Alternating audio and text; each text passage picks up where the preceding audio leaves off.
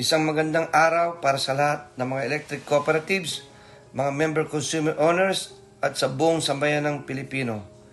Isang taon na mulang nang tayo'y nanumpa bilang kinatawan ng mga ECs at MCOs. Isang taon na natin pinaglalaban ang karapatan ng ating mga kababayan sa mga kanayunan na makatanggap ng dekalidad, maasahan at murang supply ng kuryente. Nakatagpo tayo ng mga hamon at suliranin sa nagdaang taon. Ngunit sa ating pagsusumikap at katatagan ng loob, marami tayong nakamit na tagumpay. Nakapaghalal tayo ng 4 na kinatawan sa Kongreso upang maging boses ng ating mga mamayan ukol sa mga hinaing sa sektor ng enerhiya. Naitatag ang Power Block na binubuo ng PIRRECA Party List kung saan ang inyong lingkod ang kinatawan, ng EPIC Party List na nirepresenta ng kagalang-galang na Congressman Sergio Dagoc, ng Recoboda Party List sa pangunguna ni Congressman Godofredo Guya, at ng Ako Padayong Pilipino Party List na nirepresenta ni Congressman Adriano Ebcas. Isinulong ng Power Block ang layuning total rural electrification sa pamamagitan ng pagpasa ng mga batas sa Kongreso na maglalaan ng kinakailangan pondo at patakaran sa pagpalawig ng elektrifikasyon rural. We have continued lobbying laws that will benefit our people by expanding electrification services to those who do not have access now, as our country takes advantage of the technologies brought about by the digital age. The importance of access to electricity has become the Power Block's battle cry. Naniniwala kami na ang pagkakaroon ng kuryente sa bawat tahanan ay hindi na isang pribilehiyo. Ito ay isang karapatan ng bawat Pilipino. Kaya gayon na lamang ang aming dedikasyon sa pagsulong ng total rural electrification. In pursuit of our advocacy, we have lobbied for legislation that will help achieve sustainable development through genuine rural electrification. We have filed the following legislative measures. First, the strengthening the national electrification by converting it into authority. Second, the amendment of Republic Act 9136, otherwise known as EPIRA. Third, the expansion of the Pantawid Pamilyang Pilipino program to include allowance on electricity. Fourth, the establishment of a Lineman Training Academy of the Philippines. Fifth, the proclamation of the first Monday of August every year as Lineman Appreciation Day. And last, the Magna Carta for workers in energy sectors, among others. Sa nakaraang taon, nakaranas ang ating bansa na hagupit ng kalamidad at krisis pangkalusugan. Mula sa mga sunod-sunod na paglindol sa isla ng Mindanao, sa mga bagyong sumalanta noong Disyembre ng isang taon. Ang pagputok ng Bulkan Taal noong Enero at pagkalat ng COVID-19 virus na nilalabanan pa din natin hanggang ngayon. In December 2019, 2 of the most severe typhoons, Typhoon Tisoy and Typhoon Ursula, wreaked havoc to parts of southern Luzon and Visayas, one after the other.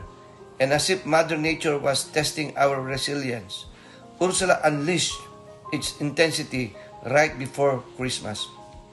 Bilang tugon ng mga electric cooperatives sa mga unos na sumira sa bilyong-bilyong halaga ng ari-arian at nagdala ng laganap na power outages sa mga nasalantang tahanan, binuo ang Power Rapid Restoration Deployment Task Force, Tisoy at Ursula, upang kumpunihin ang mga nasirang linya ng kuryente nang sa ganoon ay patuloy pa din makaabot ang kuryente sa mga tahanan ng ating mamamayan. Ang task force na ito ang siyang ding tumugon sa mga linyang nasira mula sa pagsabog ng Bulkan Taal.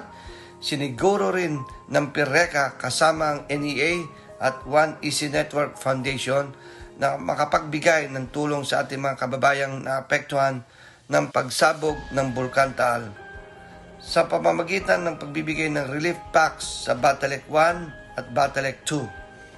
Task Force Kapatid was initially launched in 2002 as a volunteer service by the Philippine Rural Electric Cooperatives Association or PhilReca. The Power Block has supported the initiative from the House of Representatives along with the One Easy Network Foundation and the National Electrification Administration. Time and again, the Power Block has shown full support to safeguard the welfare of our MCOs.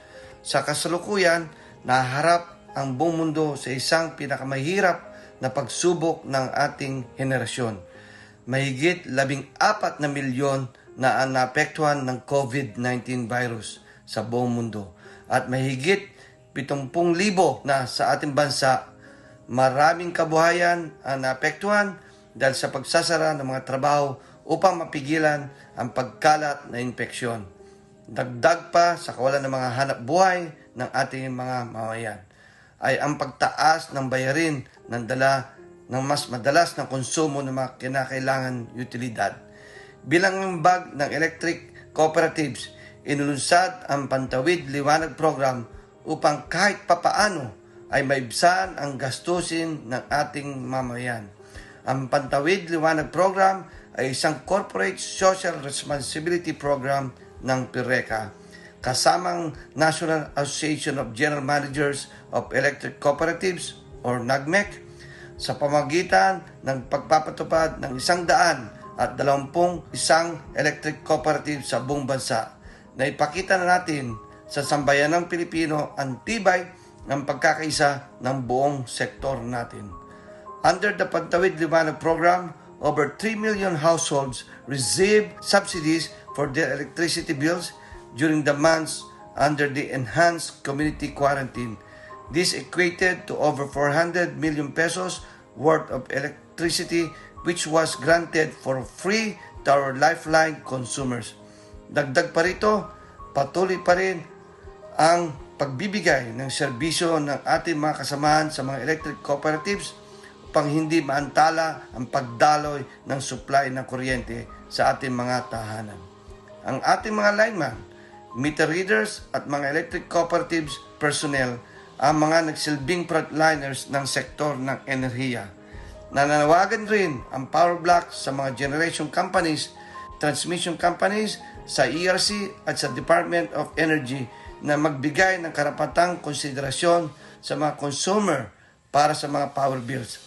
Sa pagtutulungan ng lahat ng mga kasapi ng sektor na enerhiya, unti-unting nasusolusyonan ang mga hinahing ng mamamayan ukol sa biglaang pagtaas ng mga bayarin sa kuryente. Sa paparating na bagong normal, sinisiguro ng Power Block na magiging handa ang sektor ng rural electrification sa pagsagot sa mga paparating panapagsubok. Napalaki na ng papel na gagampanan pa ng elektrisidad sa ating lipunan, lalo na ngayong panahon ng pandemya. Sa ating kabuhayan, sa ekonomiya, sa edukasyon, at sa mga pasilidad pangkalusugan. Ngayong hinihikayat ng ating pamahalaan ang blended learning, magiging mahalaga na may paabot natin ang mga linya ng kuryente sa bawat sulok ng ating bansa. Education will always be the strongest weapon of the people, and we want to make sure that everyone will be able to wield this weapon. Sinisiguro namin na hindi hihinto ang Power Block sa pagsusulong ng total rural electrification. Nagpapasalamat kami sa inyong mga walang sawang pagsuporta sa ating mga layunin. Malayo na ang ating narating at marami pa tayong nais abutin. Patuloy kami magseserbisyo para sa kapakanan ng mga electric cooperatives at ng ating mga member consumer owners. Palagi natin tatandaan, united we stand united. Maraming salamat po. Mabuhay ang One Easy MCO Movement.